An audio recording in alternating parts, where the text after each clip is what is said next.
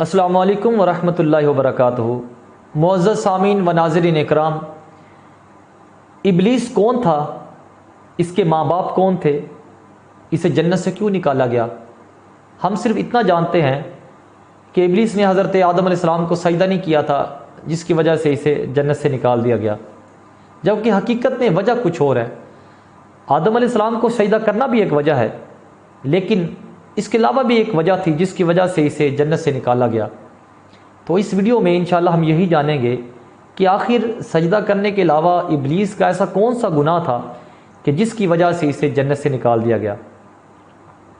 سامعین، ابلیس کی جو ابتدا ہے وہ جس جن سے ہوئی اس کا نام طارانوس بتایا جاتا ہے، اور یہ جو طارانوس تھا یہ ابلیس سے 1,44,000 سال پہلے دنیا پر موجود تھا، اور چونکہ ان کی اولاد جو تھی وہ تیزی سے بڑھا کرتی تھی، تو اس کی وجہ ایک یہ تھی کہ ان کی اوپر موت طاری نہیں ہوتی تھی، انہیں موت نہیں آتی تھی، اور ان کے اوپر کوئی بھی ایسی بیماری طاری نہیں ہوتی تھی جس کی وجہ سے ان کی جو نسل تھی وہ ختم نہیں ہوتی تھی۔ اور چونکہ یہ آتش نار تھی، یہ آگ سے بنے ہوئے تھے، اسی وجہ سے ان کے اندر سرکشی بہت زیادہ تھی۔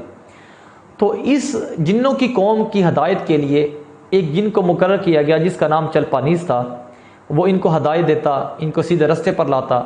تو چلپانیس کو جنوں کی قوم کا بادشاہ قرار دے دیا گیا۔ تو چلپانیس کے بعد حاموس کی جب حکومت آئی، اس نے جب ہدایت کی ذمہ داری لی، تو حاموس کے دور میں چلیپا اور تلبیس کی پیدائش ہوئی۔ اب تلبیس اور جو چلیپا تھے یہ اپنے وقت کے بڑے بہادر جن تھے، تو ان کی جو قوم تھی وہ یہ سمجھتی تھی کہ جب تک ہمارے درمیان چلیپا اور تلبیس ہے ہمیں کوئی بھی شکست نہیں دے سکتا۔ تو ان کی قوم نے آسمانوں تک رسائی حاصل کرنا شروع کر دی، اور یہ کیا کرتے، یہ تیسرے آسمان پہ جاتے، شرارتیں کرتے۔ تو اللہ رب العزت نے پھر فرشتوں کو حکم دیا، فرشتوں نے ان کے اوپر حملہ کیا اور انہیں عبرتناک شکست دی۔ اب باری آتی ہے ابلیس کی۔ جو ابلیس تھا وہ شروع سے ہی بڑا ذہین تھا، بڑا فتین تھا، اس کے اندر اپنے باپ کی طرح بڑی بہادری بھی تھی اور اپنی ماں کی طرح بڑی مکاری بھی تھی۔ اب جب اس نے ان حالات کو دیکھا کہ ہمیں شکست ہو گئی ہے، تو اب اس نے آسمانوں پہ جا کے فرشتوں کے سامنے باقاعدہ توبہ کا اعلان کیا، اور پھر وہ باقاعدہ خود فرشتوں سے علم بھی حاصل کرتا۔ اب اس کی ریاضت اور اس کی عبادت کا عالم یہ تھا کہ پہلے آسمان پر وہ عابد، دوسرے آسمان پر وہ زاہد، تیسرے آسمان پر بلال، چوتھے آسمان پر والی، پانچویں آسمان پر تقی، اور چھٹے آسمان پر قبازان کے نام سے وہ مشہور ہو گیا، اور پھر ساتویں آسمان پر اسے بقانور میں رکھا گیا۔ اب یہ وہ وقت تھا کہ روایت میں آتا ہے کہ اس نے اتنی زیادہ عبادت کی، اتنی زیادہ ریاضت کی کہ 14,000 سال اس نے عرش کا طواف کیا، اور کم و بیش 30,000 سال تک وہ فرشتوں کا معلم مقرر کیا گیا۔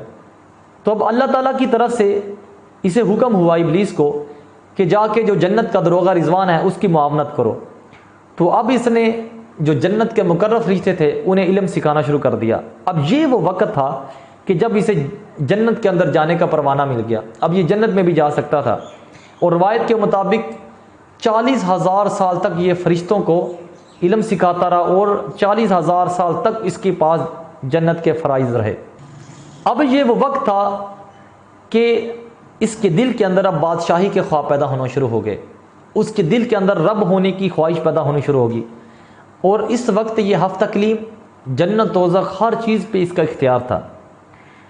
اور پھر اس کے بعد کیا ہوا کہ اب ظاہر ہے کہ اللہ رب العزت کی ذات جو تھی وہ بے شک ان تمام معاملات کو دیکھ رہی تھی، اور جب حضرت آدم علیہ السلام کی تخلیق کا مرحلہ جب قریب آیا، اب جو شیطان تھا، ابلیس تھا، وہ آدم علیہ السلام کی تخلیق کا مرحلہ جو دیکھ بھی رہا تھا۔ اب جب اسے اس بات کا جب علم ہوا کہ آدم علیہ السلام کو اللہ کا نائب بنایا جائے گا، اور جب آدم علیہ السلام کی تخلیق ہوئی اور آدم علیہ السلام کو سجدہ کرنے کا جب حکم ہوا، تو اس نے جا کے اللہ کے سامنے عرض کی کہ اے پروردگار عالم، میں آگ سے بنا ہوں، میں اعلیٰ ہوں، اور آدم علیہ السلام تو ادنا ہیں، تو یہ کیسے ہو سکتا ہے کہ میں ایک ادنا کو سجدہ کروں؟ اور اس نے اپنی عبادات، اپنی ریاضت گنوانا شروع کر دی کہ اے پروردگار، میں نے اتنے ہزار سال تیرے عرش کا طواف کیا، اتنے ہزار سال میں تیری عبادت کی، تو میں اعلیٰ ہو کے ایک ادنا کو سجدہ نہیں کر سکتا۔ تو اس نے اللہ رب العزت کی بارگاہ میں عرض کی کہ اے پروردگار میں نے جتنی تیری عبادت کی ہے، جو تیری ریاضت کی ہے، مجھے میرا معاوضہ چاہیے۔ تو اللہ تعالیٰ نے اسے وقت مقررہ تک مہلت دے دی، اور اب اس نے اللہ تعالیٰ سے یہ کہا کہ اے پروردگار عالم، میں اب قیامت تک جو اولاد آدم ہوگی اسے بھٹکاتا رہوں گا، سیدھے رستے سے بھٹکاؤں گا اور اپنا پیروکار بناؤں گا۔ تو اللہ رب العزت نے ارشاد فرمایا کہ اے شیطان مردود، تو بھی سن لے کہ اولاد آدم میں جو بھی میرا متقی ہوگا، پرہیزگار ہوگا، میرے رستے پہ چلنے والا ہوگا، تو اسے کبھی بھی گمراہ نہیں کر سکے گا، وہ کبھی بھی تیری باتوں میں نہیں آئے گا، اور کبھی تو اسے صراط مستقیم سے ہٹا نہیں سکے گا۔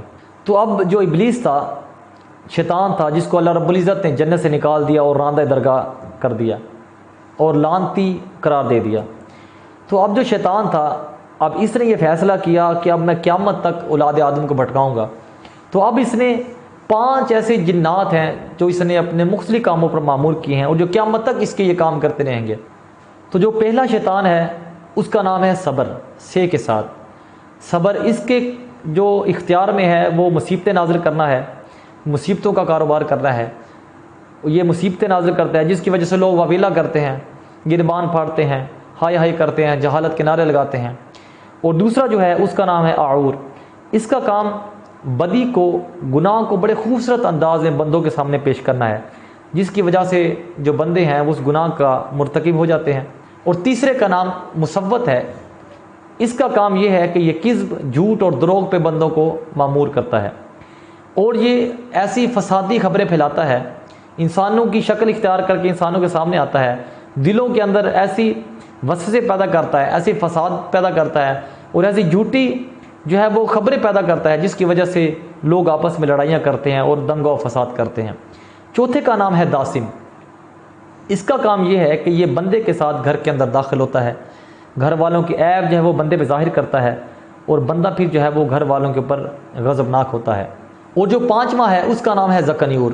اس کا کام یہ ہے کہ یہ بازاروں پر معمور ہے، بازاروں کا یہ مختار ہے، یہ بازاروں کے اندر بدیانتی پھیلاتا ہے، اور بازاروں کے اندر جا کے یہ فحاشی پھیلاتا ہے۔